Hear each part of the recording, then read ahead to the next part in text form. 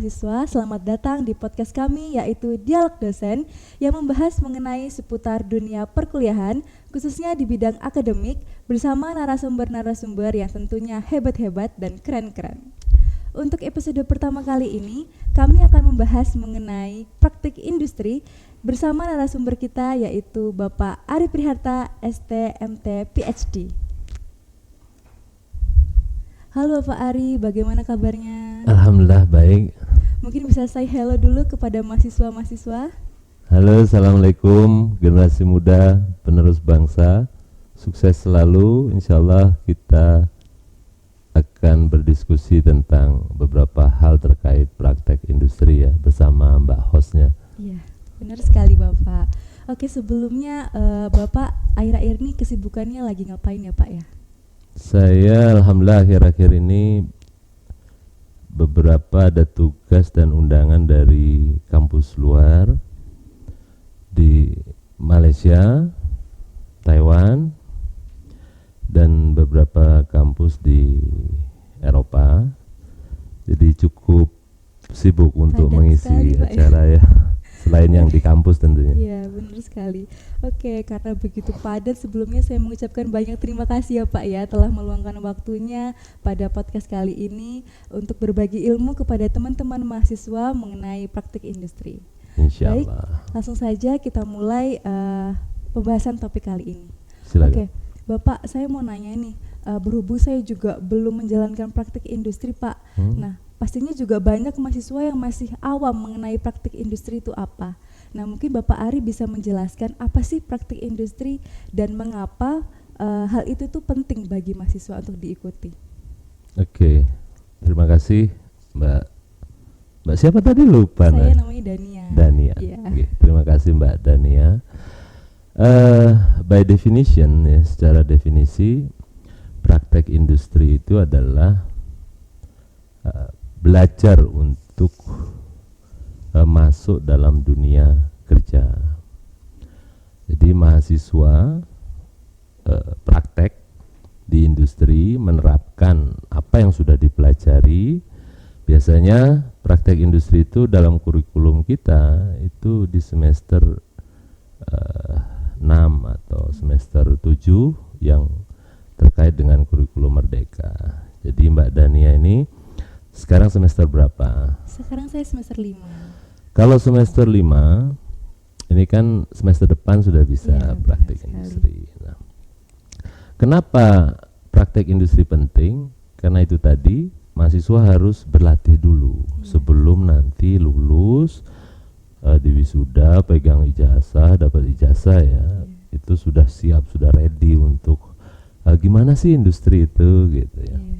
Misalnya kalau dari jurusan elektro ke PLN misalnya, dia sudah bisa sebagai operator di Kardu Indo, sudah belajar ilmunya di sistem tenaga, sistem distribusi dan lainnya. Nanti bisa praktek di sana. Baik. Itu sebagai bekalnya. Yang informatika misalnya, informatika ya bisa di perusahaan atau ekstrimnya langsung di Google gitu ya kan, bisa praktek dulu apa saja, lingkungannya seperti apa, bagaimana berhubungan dengan manusia, sesama teman kerja, itu yang terpenting sebenarnya. Jadi pada intinya praktik industri itu kayak sebuah implementasi kita lah ya Pak ya untuk di dunia kerja nanti seperti apa. Ya Gitu, bisa ya memberi gambaran lah, ya, gambaran dan pengalaman untuk bersiap nantinya di dunia kerja secara profesional tentunya. Baik. Nah, bagi mahasiswa yang belum melakukan praktik industri pasti masih bingung nih Pak, bagaimana mencari dan memilih tempat praktik industri yang tepat. Nah, kira-kira itu bagaimana Pak? Alhamdulillah kalau di UM khususnya di jurusan kita, mohon maaf departemen ya sekarang itu Departemen Teknik Elektro dan Informatika, itu sejak lama kita sudah ada semacam tim ad hoc yang mengatur, membantu, memfasilitasi mahasiswa-mahasiswa teknik elektro khususnya dan informatika itu nanti praktek industrinya kemana. Kita sudah banyak MOU dengan perusahaan-perusahaan, jadi Mbak Dania dan teman-teman yang lain nanti tidak perlu khawatir karena departemen kita sudah mempersiapkan itu sejak awal dan nanti istilahnya tinggal mau pilih kemana. Artinya yang disediakan ada.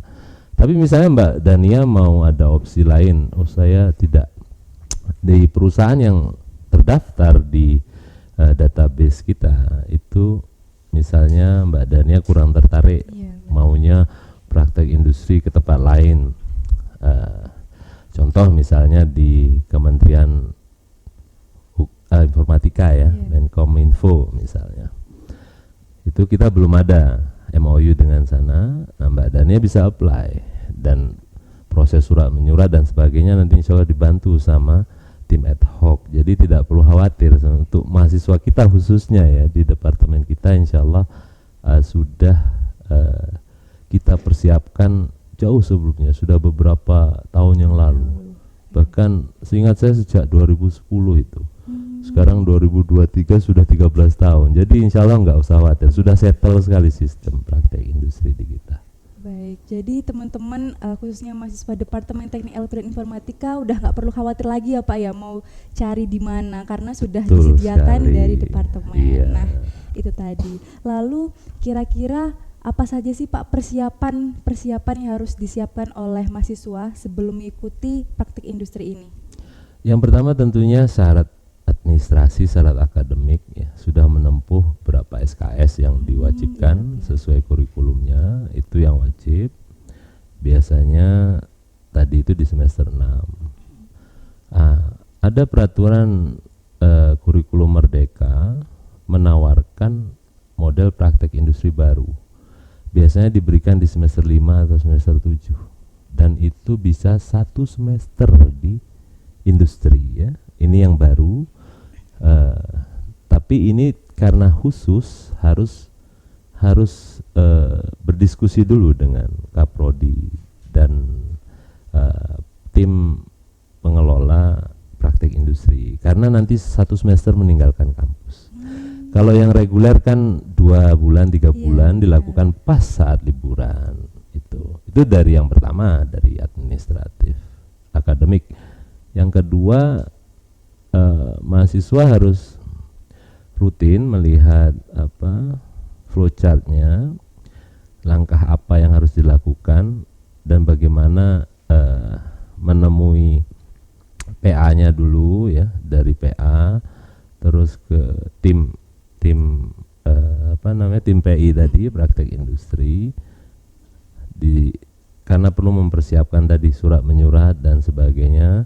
Misalkan temannya Mbak Dania nanti tertarik daftar industri yang dalam list tadi sehingga tidak perlu mencari sendiri. Jadi yang dipersiapkan yang kedua adalah surat menyurat dan komunikasi intens dengan tim PI-nya. Itu saja rasanya. Yang ketiga ya apa ya? Apa deh coba kira-kira? Lebih ke mentalnya Pak ya. Ya mungkin mental. Rasanya mentalnya anak UM nggak perlu lah. Kita kan sudah mental udah kuat ya.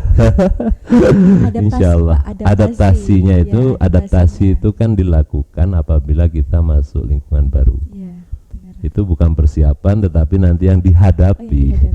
Jadi dihadapi nanti bagaimana beradaptasi. Rasanya bisa lah. Insya Allah bisa. Mahasiswa belum ada. Alhamdulillah belum ada pengalaman yang artinya tidak mampu beradaptasi, itu belum ada. Insya Allah nggak ada lah, mudah-mudahan nggak ada ya. Oke, lanjut. Kadang kan Pak, walaupun kita udah mempersiapkan dengan matang nih Pak, tapi pas pelaksanaannya itu pasti ada kendala-kendala ataupun tantangan yang bisa dihadapi oleh mahasiswa. Biasanya apa aja sih Pak tantangan ataupun kendala yang dihadapi oleh mahasiswa saat praktik industri itu? Oke, ini cerita masa lalu ya, sewaktu Pak Ari masih Korprodi itu ada laporan dari tim PI, mahasiswa itu berkendala sebenarnya di luar aspek di luar kegiatan PI-nya itu sekitar 10% saja dari yang berangkat. Contoh masalah sulit nyari tempat kos dan hal-hal yang bisa dibilang tidak signifikan ya. Oh iya. Tapi tetap dibantuin sama tim PI. Terus kendala yang kedua dengan perusahaan ini belum pernah terjadi, dan waktu itu terjadi ketika pandemi COVID. Berdasarkan laporan tim PI dari tahun ke tahun itu tidak ada mahasiswa yang terkendala dengan proses praktek industrinya. Semua berjalan lancar. Ya sekitar mungkin ada 1-2 orang yang sakit terus terpaksa karena terlalu lama izinnya, itu perusahaan terpaksa mengembalikan. Tapi pada saat pandemi memang menjadi kendala. Iya. Karena tidak bisa tatap muka, akhirnya offline. Itu kendalanya di tim, bukan di mahasiswanya. Karena tim yang berkoordinasi dengan perusahaan, dan alhamdulillah tapi bisa terselesaikan. Memang kendala itu tidak apa. Dalam hal apapun kendala pasti muncul, tetapi justru kita memang harus hadir untuk menyelesaikan itu. Insya Allah departemen kita sudah baik. Baik, jadi sebenarnya tidak ada kendala yang signifikan ya dari mahasiswanya, terkecuali pas COVID, pada saat COVID itu tadi. Pak Ari kalau boleh menambahkan, tagline kita sebagai engineer itu adalah problem solving. Artinya kita ini adalah yang menyelesaikan masalah. Masalah itu tidak perlu dihindari, karena kita memang digembleng untuk menyelesaikan masalah. Itu. Tapi jangan juga ditantang. Artinya selama ini masalah-masalah seperti itu bisa diselesaikan. Jadi mahasiswa tidak perlu khawatir. Insya Allah semua berjalan lancar. Baik, oke, selanjutnya saya kan juga pernah dengar nih Pak, kalau praktik industri itu pasti ada dosen pembimbingnya. Nah, itu bagaimana peran dosen pembimbing dalam praktik industri ini bagi mahasiswa Pak? Tentu saja ada dosen pembimbing, dan satu lagi ada pembimbing dari industrinya. Misalnya Mbak Dania cita-citanya mau PI kemana? Mungkin di yang kayak saya pernah dengar juga, kalau di cutting saya itu di Sidoarjo. Oke, ini dari elektro apa informatika? Saya dari pendidikan teknik elektro. Oh, pendidikan teknik elektro. Oke, di Sidoarjo misalnya. Di perusahaan apa wis disebutkan, enggak apa-apa? Belum sih Pak waktu itu. Belum. Oke. Jadi rencananya kan di perusahaan di Sidoarjo gitu ya. Nanti dari di PLN. PLN nanti ada pembimbing dari PLN sendiri 1 orang, dan dari kita juga ada dosen pembimbing untuk industri, untuk praktek industri tadi. Jadi itu diwajibkan karena nanti akan menyusun laporan ya. Baik, jadi peran dari dosen pembimbing itu lebih untuk mengarahkan mahasiswanya juga ya Pak ya? Lebih untuk ke laporan saja sebenarnya. Ya. Karena di lapangan praktek industri itu kan terjadinya di industrinya. Dosen pembimbingnya tetap di UM. Tetapi, nah ini khususnya di UM ya. Pak Ari dulu kuliah di kampus lain, ya, itu tidak pernah dikunjungi dosen waktu itu. Nah UM ini ada itikat untuk mengunjungi mahasiswanya, berdialog dengan pembimbing industri. Bagaimana, apakah mahasiswa kami ini sudah bisa beradaptasi, bagaimana bekal dari kami apakah sudah cukup dan sebagainya. Istilahnya untuk evaluasi itu Departemen Teknik Elektro dan Informatika itu sudah melakukannya sejak dini, sehingga perannya saya rasa itu saja yang utama ya. Iya, benar. Oke Bapak, lalu bagaimana mahasiswa dapat menerapkan teori dalam praktik industri? Menerapkan teori-teorinya yang sudah dipelajari mungkin. Teori dan praktek mestinya. Karena kalau sudah semester 6 itu kan pasti sudah 70 sampai 77% Ya. SKS itu sudah tercapai baik teori maupun praktek. Untuk menerapkan itu sebenarnya tidak jauh dengan situasi praktek atau workshop kita. Hanya saja mungkin kekurangan yang kita evaluasi bersama, soft skill untuk berhubungan dengan orang lain, partner kita di dunia kerja itu memang perlu dipersiapkan oleh mahasiswa sejak dini. Iya. Karena nanti pada saat bekerja bagaimana, misalnya ada kejadian A, apakah kita harus ikut masuk sana dan sebagainya, itu saja sebenarnya yang perlu kita tambahkan. Ya. Iya. Lalu saya juga punya pertanyaan yang mungkin sempat juga terbesit di benak-benak mahasiswa lainnya, yaitu ketika kita praktik industri kan notabene kita masih menjadi anak magang ya Pak ya. Nah, lalu pasti masih juga kita merasa sungkan kepada atasan ataupun rekan kerja yang sudah menetap. Nah, bagaimana cara kita bisa membangun hubungan yang baik atau kerjasama yang baik kepada rekan-rekan kerja ataupun atasan kita di praktik industri tersebut? Ini pertanyaannya berat ini. Coba Pak Ari mundur ke belakang ya, ketika saya praktek industri dulu. Saya ingat memang kita berangkat dari mahasiswa, datang ke perusahaan di mana di sana dibutuhkan profesionalisme. Seminggu pertama adaptasinya berat sekali. Saya ingat waktu itu mulai dari cara berpakaian, harus pakai, kita yang elektro kan harus pakai kettle pad dan sebagainya, harus ada test pen di sini. Nah, itu memang butuh penyesuaian.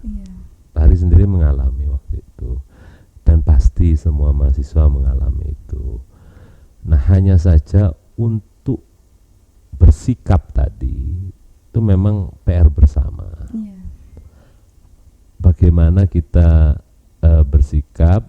Kalau malu-malu sebenarnya nggak perlu.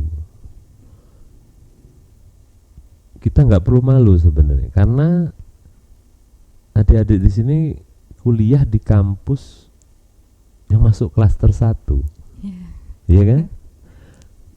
Bukan kita sombong, artinya kita tidak perlu merasa malu. Ilmu yang sudah kita dapat di kampus ini itu bisa menjadi bekal awal, meskipun tidak 100% diterapkan di sana, tetapi nanti kan ada bagian-bagian yang bisa diambil. Perlu memang pendekatan persuasif ke atasan, bersikap pun tidak perlu, misalnya tidak perlu salim juga. Kalau di kantor lebih ke profesional ya. Kerja ya Pak. Iya, jadi datang tepat waktu. Itu kita kuncinya di moment of truth. Jadi pertemuan pertama kita dengan orang-orang di industri ini yang menjadi kunci ke depannya. Dan sekali lagi nggak perlu minder. Kita melangkah dengan pasti, kalau ya berdoa dulu lah secara umum. Kalau yang Islam biasanya bismillah aja gitu. Bismillah jalan, ya kan? Nah, itu insyaallah ke depan nggak ada apa-apa kayaknya. Benar banget Pak. Jadi kunci yang pertama itu momen pertama kita saat bertemu itu adalah kunci juga Pak ya. Iya, moment of truth. Ya, moment of truth. Terus juga mungkin ada keterkaitannya dengan etika profesi. Iya, bagus sekali, jelas profesi, itu. Ya. Disiplin, jujur, tanggung jawab, kayak gitu Betul Pak sekali. Ya. Luar biasa Mbak Dania. Ini ke depan Mbak Dani aja narasumbernya. Dia masih belum praktik industri Pak. Oke. Ini mungkin juga sempat terlintas di benak mahasiswa ketika ada situasi yang tidak terduga. Nah, gimana cara kita menghadapinya?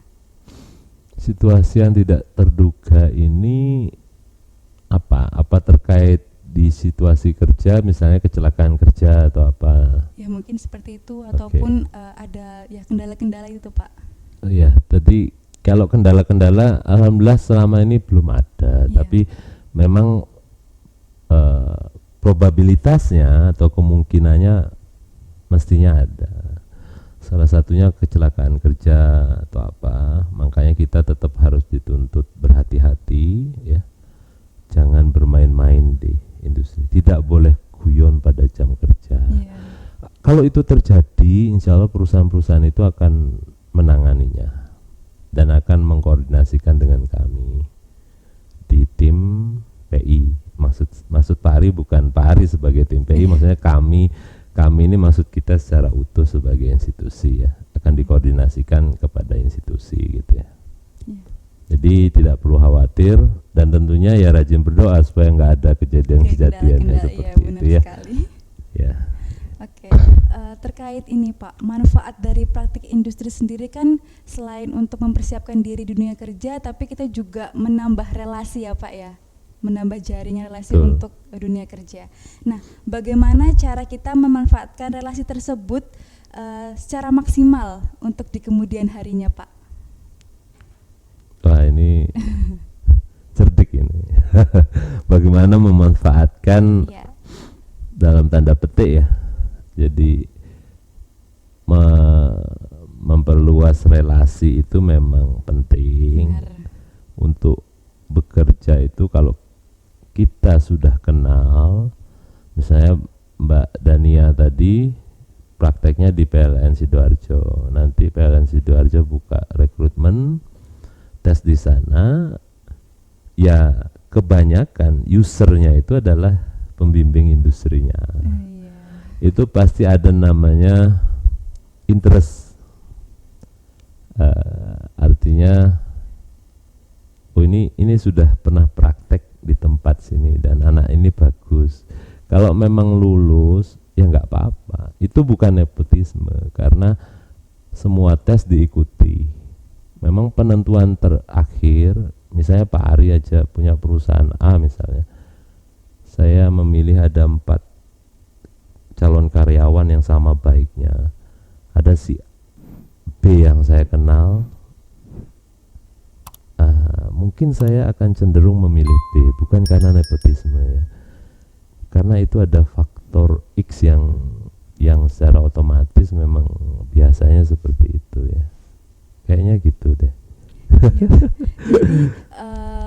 apa ya Pak, kita bisa memaksimalkan manfaat relasi tersebut juga keterkaitannya dengan bagaimana cara kita mengoptimalisasi teori-teori yang kita lakukan ya Pak ya, karena ketika kerja kita bagus pasti ya diminati sama perusahaan tersebut. Betul ya, memang penting sekali mempertahankan relasi-relasi itu, bahkan kalau bisa sebanyak mungkin, karena kalau kita kerja dengan sistem kontrak misalnya, ada perusahaan yang membuka dengan sistem kontrak, apabila masih ada relasi tempat lain, paling tidak kita mendapatkan info bahwa di sini ada lowongan kerja.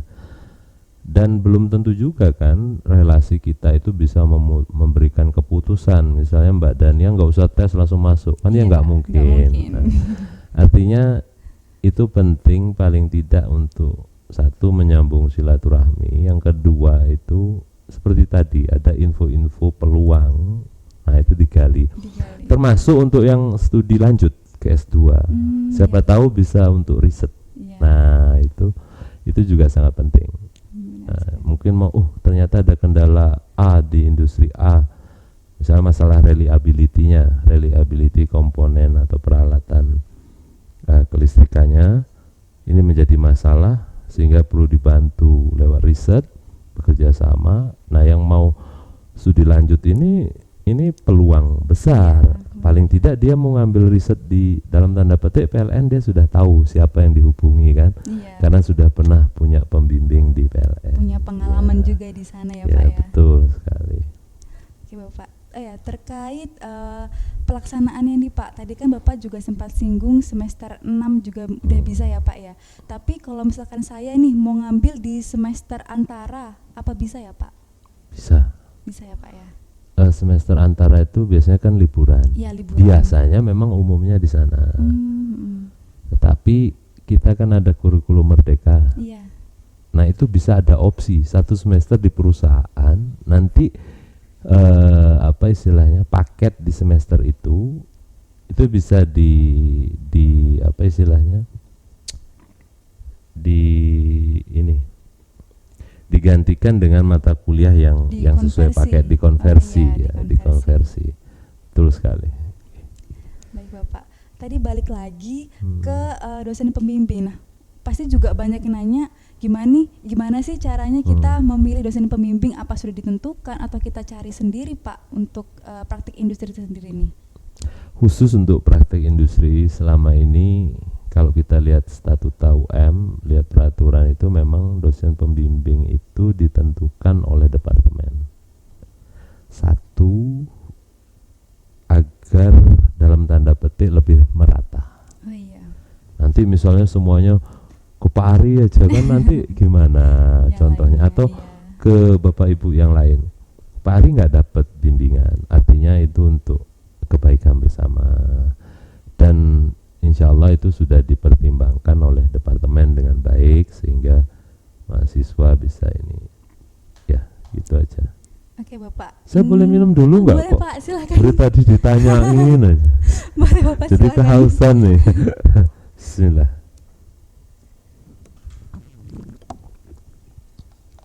Alhamdulillah. Monggo. Oke Bapak, ini ada satu pertanyaan terakhir dari saya Pak ya. Nah, apa tips untuk sukses selama dan setelah praktik industri selesai? Selama dan setelah praktek industri selesai. Biar sukses praktik industrinya. Tipsnya ya be profesional. Be profesional, punya etos kerja yang baik. Itu saja rasanya. Komitmen, disiplin harus dijaga. Kalau yang lain-lain, kalau masalah mohon maaf kompetensi atau bekal yang mungkin waktu kuliah rada-rada dalam tanda petik agak bandel sedikit, tidak pernah mau belajar, nanti justru di sana bisa terpicu apabila sudah komitmennya itu muncul.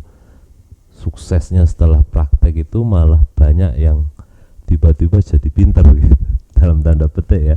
Setelah praktek industri itu semangat belajarnya malah tinggi karena sudah melihat lebih real situasi. Iya, benar sekali.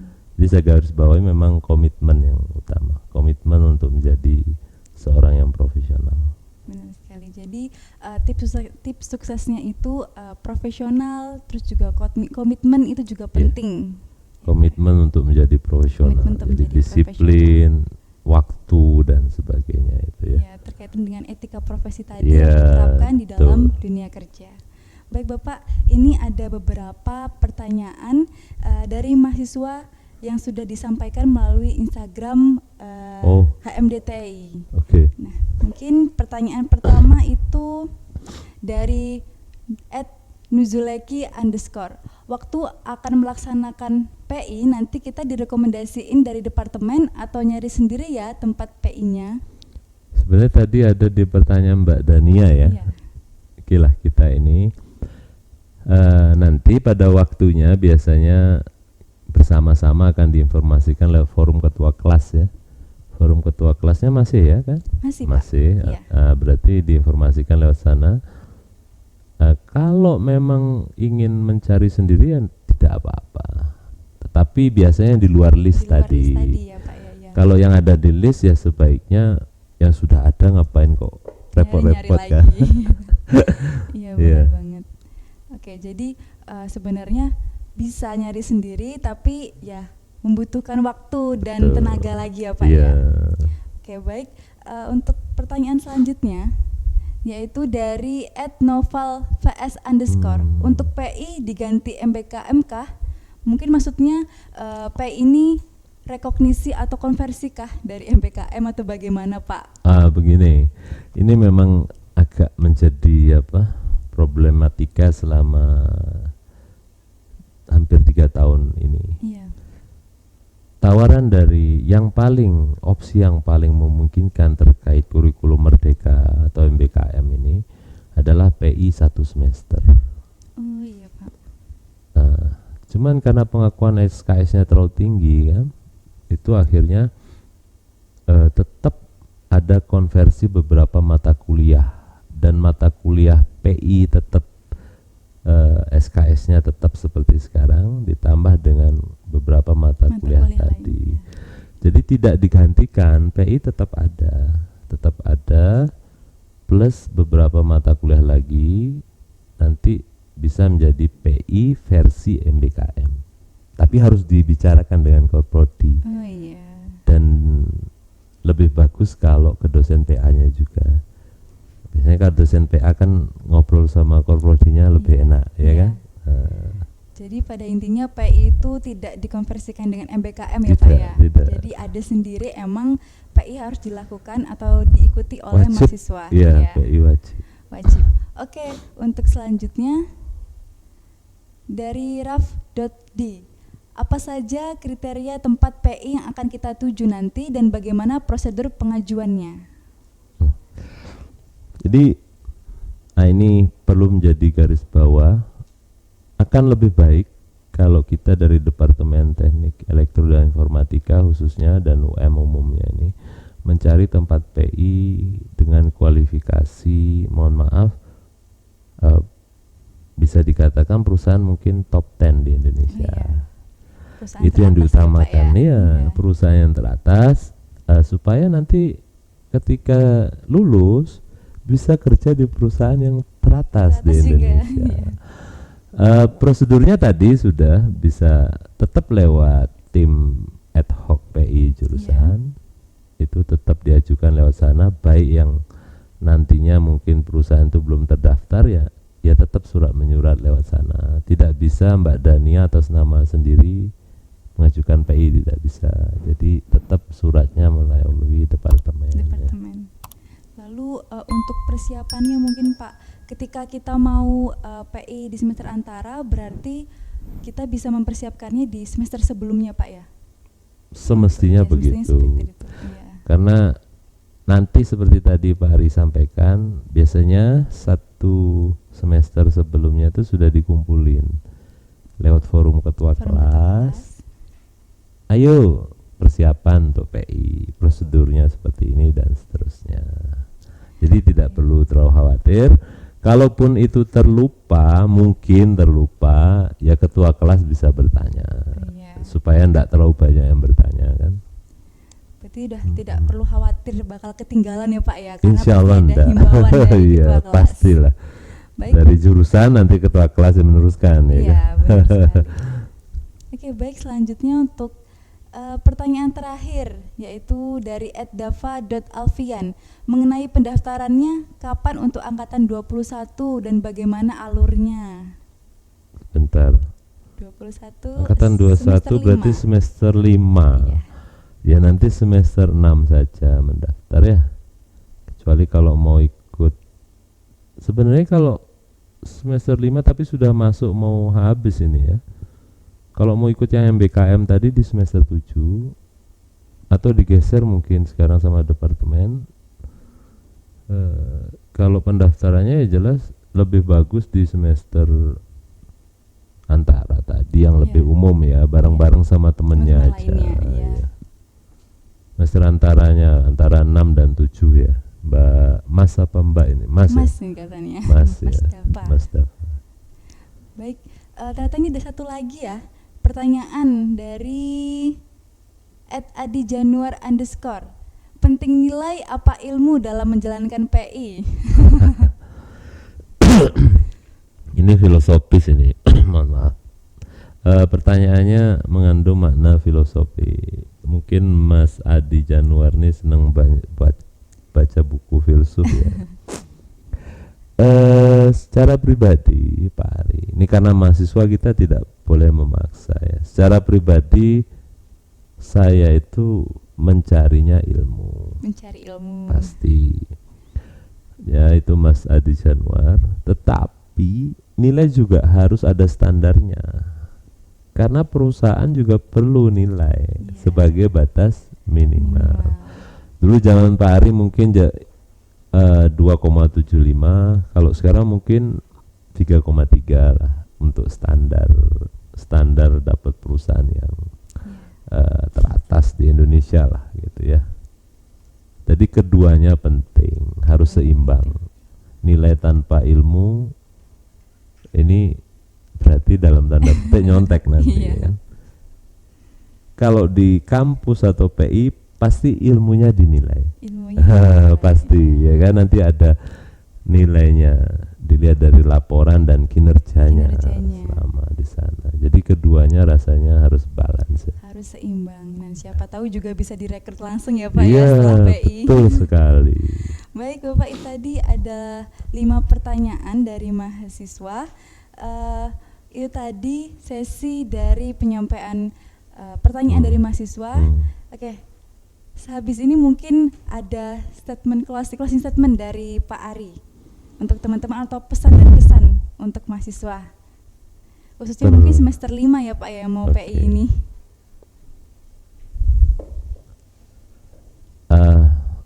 Untuk adik-adik mahasiswa semester 5 bisa mempersiapkan diri, belajar dengan baik, praktek dan melatih komitmennya sebelum masuk ke praktek industri, terutama komitmen masalah waktu.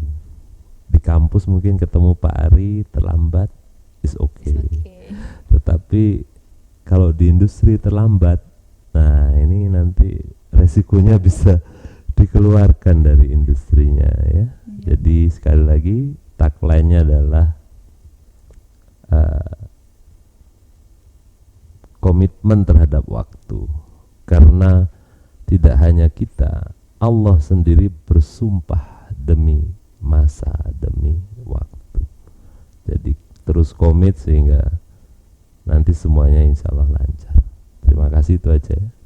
Baik, terima kasih Pak Ari atas info-info penting tentang praktik industri ini. Ya, ringan.